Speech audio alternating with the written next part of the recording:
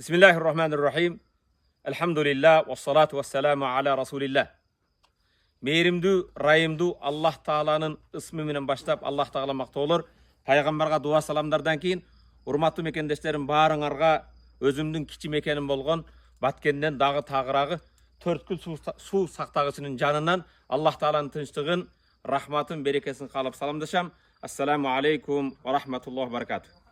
Бүгүн өзүмдүн кичи мекеним Баткенге келгенде bir tuğanım köptөгөн Allah Taala'nын жолунда сооп иштерди кылган Замир деген bir tuğanım ушул жерде чай берейин деп алып келди эле. Дарыкка чыгып шамдан кийин шам менен куптар арасында татынакай жаратылыштын өтө кооздугун көргөндө bir окуя эсиме келди. Ошону сиздер менен бөлүшмөкчүмүн.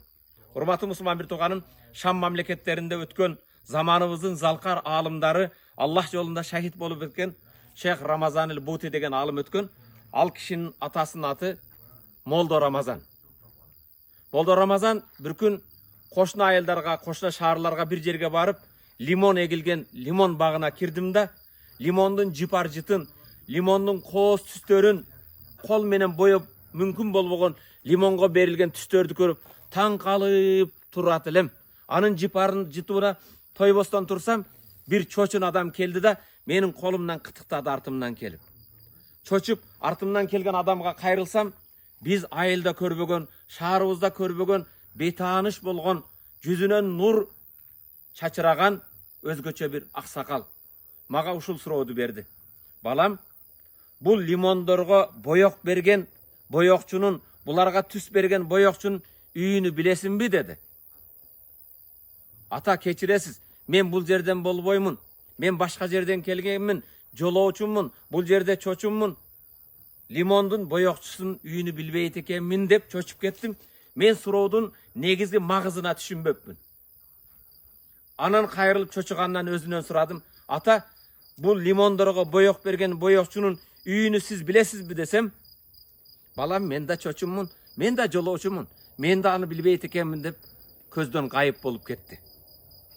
Birazdan keyin tereң oyga battım da, al kelgen adam maga Allah Taala'nın kudretin estetip ketken insan eken.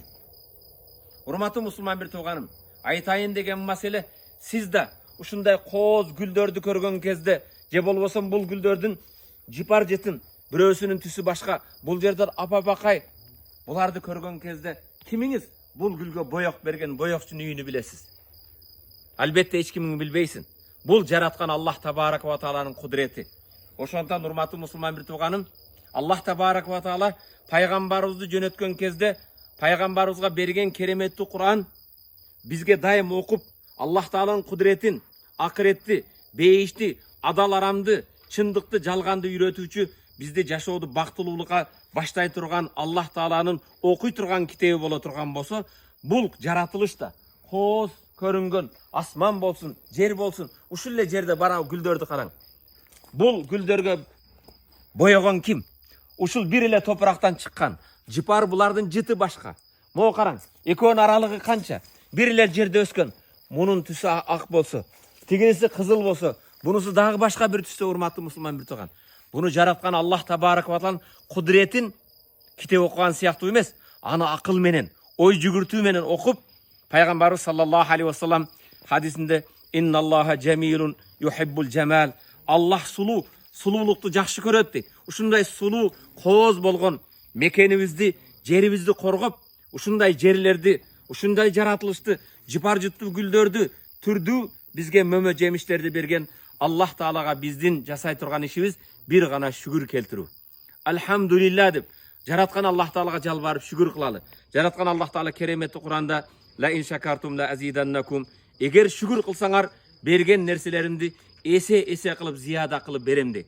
Урматтуу мекендешим, дайым жаратылыштагы ушундай кооздукту ар бир нерсени көргөн кезде ал жаратылыштын жаратуучусу бар экенин унутпагында, жаратуучуга кул болуң. Ассаламу алейкум ва рахматуллахи ва баракатух.